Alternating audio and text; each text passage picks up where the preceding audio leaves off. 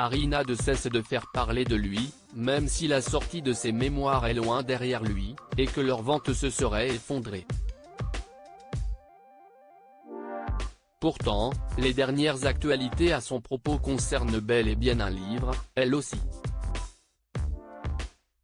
Celui de Robert Jobson, sobrement intitulé Notre roi, Charles III. Les tensions présentes entre Harry et Meghan, qu'un présentateur accuse d'être assoiffé d'argent, et la famille royale ont longuement été commentées par la presse, les Britanniques, mais aussi par des proches de la couronne, même si le prince pourrait être finalement pardonné. D'après l'auteur, qui s'est confié dans son livre, certains se seraient même permis de se moquer ouvertement d'Harry, en le traitant d'otage de Meghan Markle. Il y a eu un moment où les responsables ont plaisanté sur le fait qu'Harry était victime du syndrome de Stockholm et qu'il était l'otage de Meghan, mais maintenant, la plupart ont juste l'impression qu'Harry a tourné le dos à tout ce qu'il a connu, a rapporté Robert Jobson. Harry, même la reine Elisabeth II s'était lassée de son comportement. Toujours d'après l'auteur, Harry n'avait plus trop de personnes de son côté, dans la famille royale, avant son départ pour les États-Unis.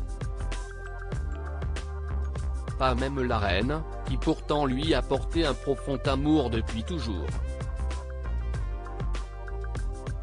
Cette dernière avait malheureusement aussi fini par se lasser du comportement d'Harry et de sa femme, Meghan.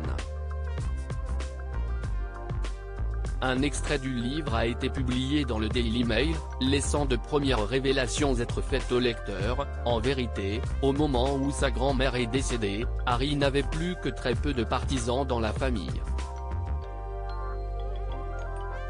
Même la reine, qui avait toujours eu une grande affection pour lui, a fini par se lasser